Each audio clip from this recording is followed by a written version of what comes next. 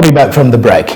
In the Coffee Court tonight, we take an in-depth discussion on the landlord and tenant bill and how it affects both the landlord and the tenants, and furthermore, how it will be helping in tackling some investment decisions from the real estate sector. Fred Makubia with the Coffee Court.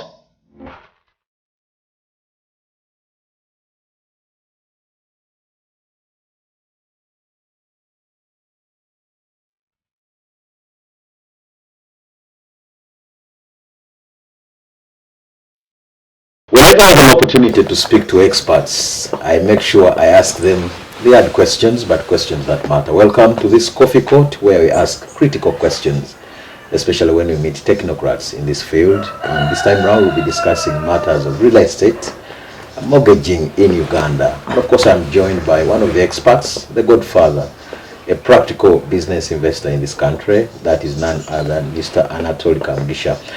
And of course, first and foremost, the book I'm holding is called From a Business Strategy to Tragedy. Mr. Kamgisha, it's a pleasure, and thank you for joining me on this Coffee Court. Thank you. I want to first correct you on this. Thank the you. title is called From Business Tragedy to Strategy. Thank you so much. Yes. I appreciate the correction. Thank you. Who is Mr. Anatoly, briefly? Mr. Anatoly is a man seated before you. Is a CEO of Upright Projects and the founder of Upright Projects, and an author of this book. Yes. From a business strategy to strategy. Yes. What is it about? In some ways like this, when you see the picture in this book, you can see there is a big man is having is fighting with a lion, and he has managed to finish the lion. The lion came to finish him. The lion saw this man as, today you are my lunch, and the man said, today I'm not your lunch. I'm going to finish you, and I'm going to finish all the strengths you have over me. And what he did, the man used it as a strategy to finish this monster. And the strategy he used is that he only identified the strengths of that monster. He said the monster is very strong because of the teeth in the mouth, and plus so what I should do when it comes, I should have my hammer. When it comes, I should hammer the mouth to make sure all the whatever gets out, all the mouth and what becomes blood, as you can see it, that it will be, so I destabilize it from finishing me. After hammering the mouse and whatever, that was the end of the strongest animal, which is called the king of the jungle. I think I'm going to read this book further. Yes, further. Let's also now hammer the real estate sector in Uganda. Yes. You're one of the godfathers. Why did you take time to invest in this sector? Well, the sector, first of all, as a pioneer, was a very difficult sector because it was virgin, and it had nothing like resources that would make it become easy. Take an example: real estate cannot prosper when there is no mortgage financing, when there is no construction financing. But by the time we started in 1999, there was nothing in Uganda banks having a construction funding. Where did you develop the idea, Dr. Anatoly? The idea came from passion. One, I had a passion of seeing organized things, and I started as a contractor, just building houses for other people. But now these people are building in slums, and I would hate seeing such a kind of houses built, good houses built in places that are disorganized. Then I said, out of this, can somebody organize, get land, and make houses that are in a planned setup? And it's along those thinking that when I decided now to leave construction as a business, and started what we call real estate, buying land and build on my own land, not being hired by someone to build a house in his own place, but in a slum. I hated that one. And it is out of that started thinking around getting the land, building houses according to my taste, according to my plans, according to whatever, but in an organized setup. And it is out of that business came up, and now it's history. You've talked about strategy, you've talked about development, you've talked about planning. Yes. Of course, you can't, in this era, you can't fail to talk about COVID as a pandemic. Yes. How did this affect your sector as a godfather? The problem was that during the COVID time, the sector has been was somehow affected because there would be buyers wouldn't be qualified to buy the homes. And what happened to the because the buyers, some of them were laid off, some of them were not earning any money, and therefore the effective demand was not there. You know, the business is all about effective demand. Okay. How people get money and they look at something and are able to purchase it. So, but you can like something, but when you don't have the money, that's not effective demand. So effective demand is just the product is there, but also there is somebody interested in it, and also who has the means to purchase it. So the COVID affected real estate because there was less effective demand. But they talk to us about the purchasing power. How many people purchase and invest in this sector? I mean, generally, when you look at Uganda, we are totally different from these other countries. Uganda is that we have a culture of everyone building house for himself. So people buy their own plots and they want to build it for themselves. But if you go into real estate where there is a professional developer, there is a professional financier in terms of mortgage and construction funding, there is a professional consumer or effective consumer, then that's how the real estate works out very well. Not everybody, a consumer shouldn't be then a developer, then a developer shouldn't be the financier. There must be somebody specialized in development, another one specializing in financing, another one specializing in consuming the product and paying for a long time what we call a mortgage. Because the consumer shouldn't be able to buy a product with cash at once. That kind of purchase is not healthy or is not. How do you get all that money to go to buy a property? I actually thought specialization ends on matters of medical. You have this doctor, you have this and that and that. Yes. Did you receive any package as a refund for COVID-19? The business community got. Did you? No. As experts in the real estate sector. I didn't see such a kind of money, and I am sure I don't complain, because I know money was concentrated in medical and was rescuing people from. So me as a real estate developer, how could I have complained when there was already a need? It was already a place which I saw all the money was supposed to be. So how did you manage the impacts? Well, by the way, real estate, we are not so much affected. We as the developers. Maybe you as Dr. Anatoli. I am saying we as the developers, not Anatoli, but we as the developers. Ask why. Because when they were making a lockdown, they never locked out construction. They said, please remain at the site, remain building, remain whatever. So it was very easy for us. But your customers were locked down. Yeah, the customers were locked. I don't know if you are aware. The customers were locked, but I'm saying in terms of production for houses, for us we were not affected. It was only on the side of the consumption that we were affected. But that one is not a big deal, because what's important is we continue to produce the homes. We continue to produce. For me, I didn't have much, by the way, during COVID, because by that time I was still in my arrangement of because all along I was in how do you call it? I was in recession. I was not doing so much real estate because I had stopped a bit because of some issues that was related to URA, some issues related to the banks. I was heavily indebted with banks. So are you back on track now? Yes, I'm now back on track. I'm bouncing. I am very, very ready to kick anything and whatever. Good enough now that you're bouncing back on track. Yes. You've heard of issues of mortgaging. Yes. Do you think Ugandans have understood this concept? Not yet, because some people are still having what we call a mortgage phobia. they say, oh, if I get the mortgage, then the banker will take away my property. And that is negative thinking. And so there is a need to have a sensitization to the public.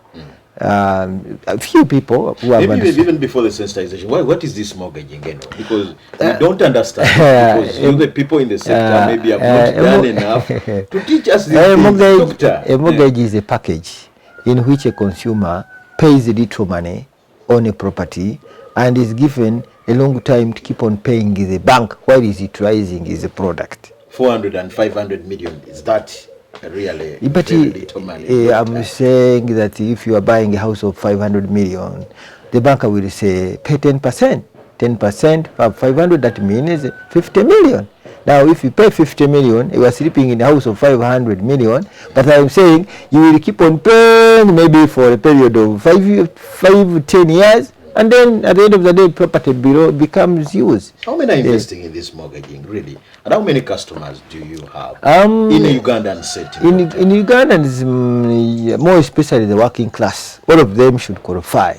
Actually, they do qualify, except that the packaging or the kind of a product, they all qualify, but what is the problem is that at times those who qualify certain products which qualify them are not yet produced on the market. Take an example. In Uganda, we haven't reached the point where we are having what we call affordable homes.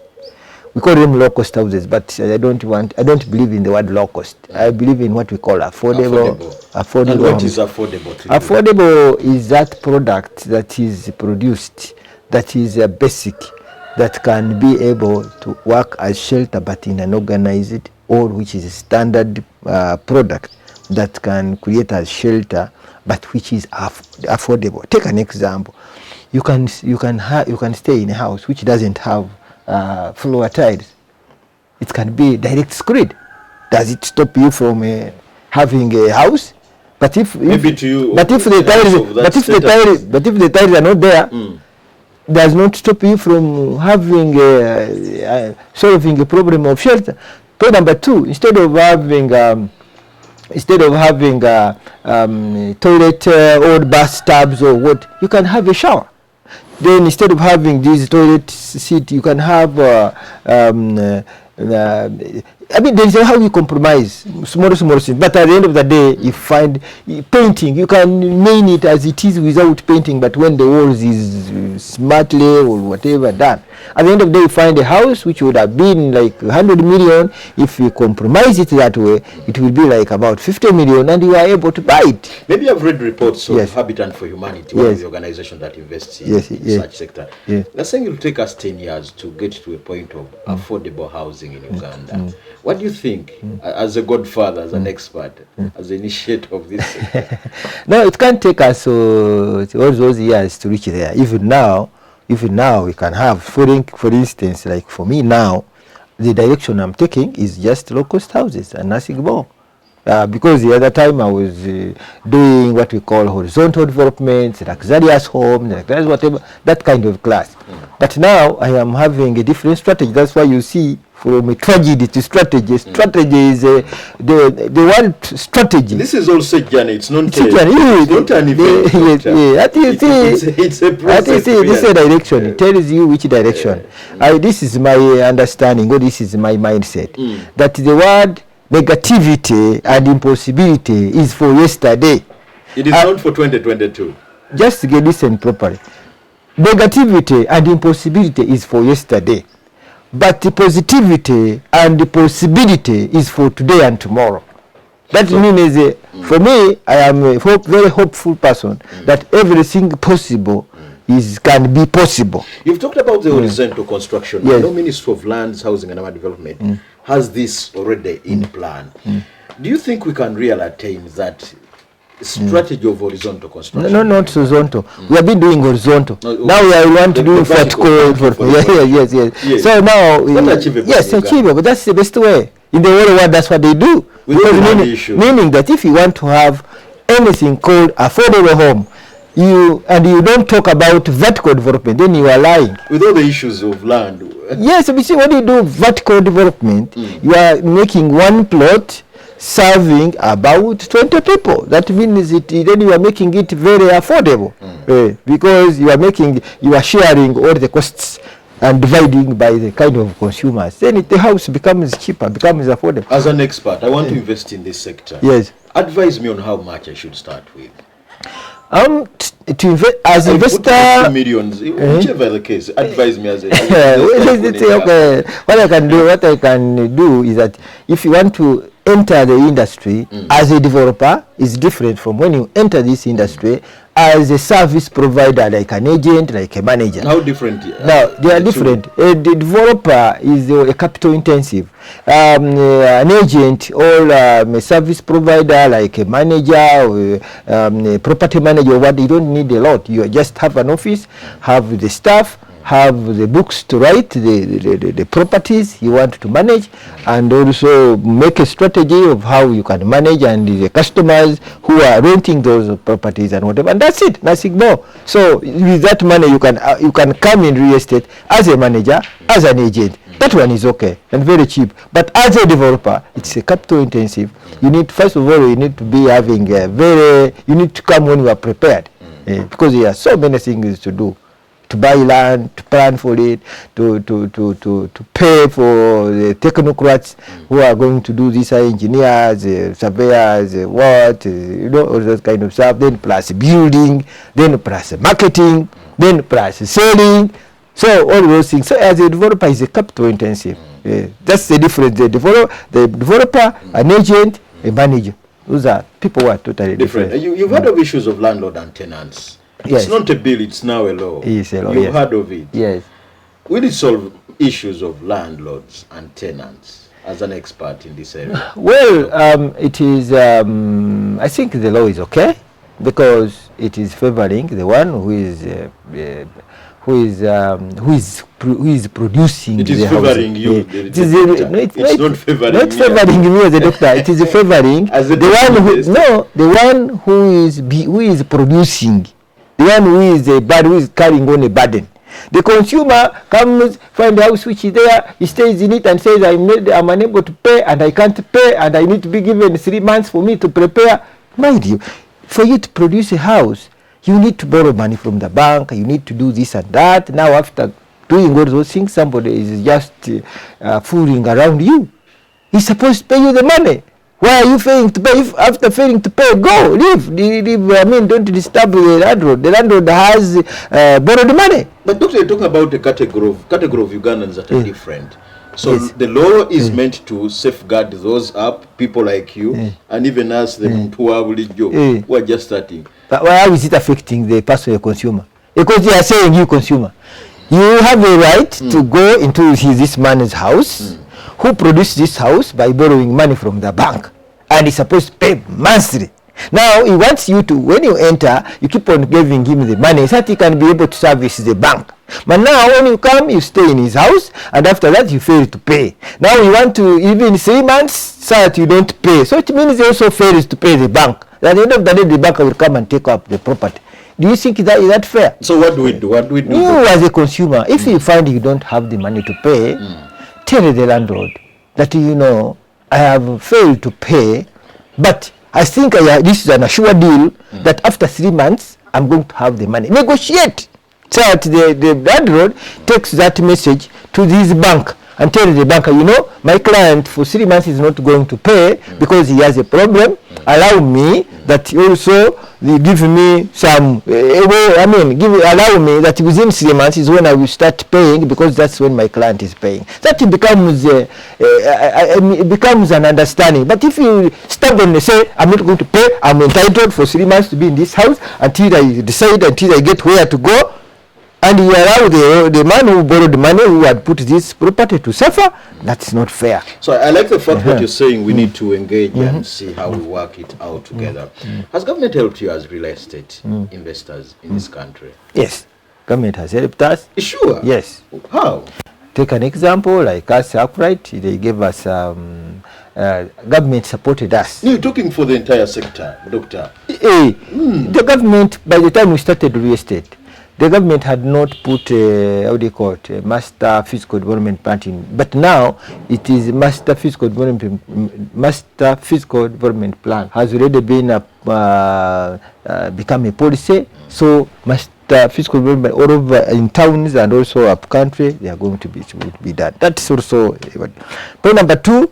They have now put all the titles and digitize them into the computer system, so that now you can go and place and know whatever is happening. Point number 3, the government has passed many laws in supporting housing. I mean, like housing, the law for the housing. Those laws are are supporting us. Like this one, tenants and land. All those.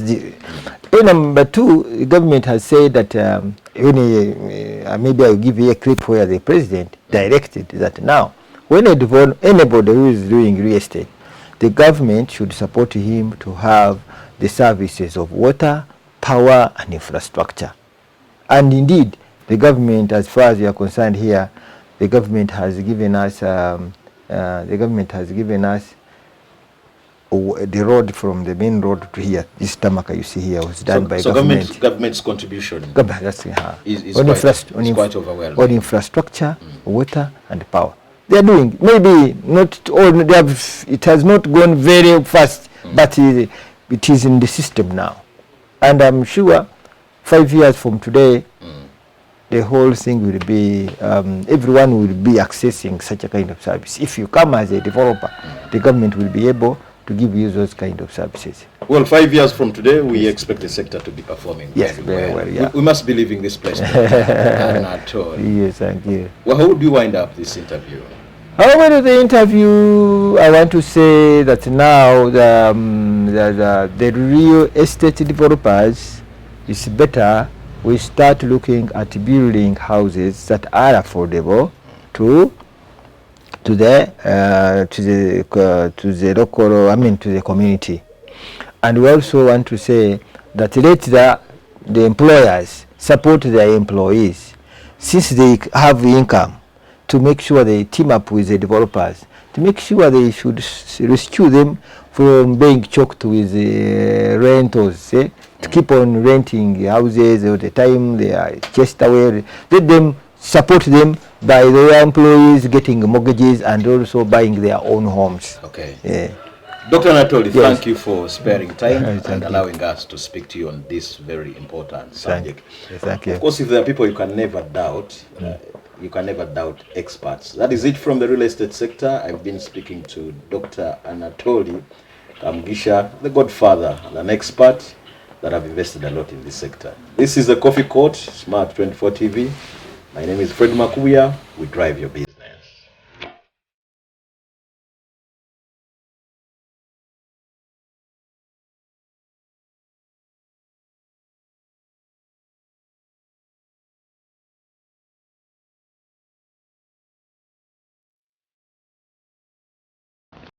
All right, thank you very much, Fred Makubia, for that insightful discussion. With that, let's have a recap of our top stories. In business today, at least 11 billion will be invested to improve the power grid in eastern Uganda.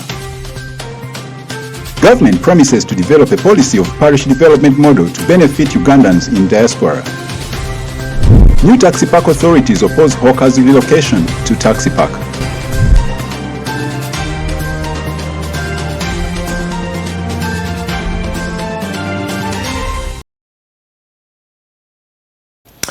All right, thank you very much for being part of business today. It's the 25th of July 2022 and definitely the last week of the month of July. How have you been able to achieve this? It is the first year. It is the first month of the financial year 2022-2023. But clearly a new week for you to conquer the opportunities that arise each day that happens. I'm Jerome Paul Sonko and I've been with Winnie Nakauchibuyinza on sign language. 3 minutes to 10 p.m. We've been coming to you live from plot 42 Nile Avenue. This is Smart 24 TV, driving business. Have a blessed night till tomorrow. Goodbye.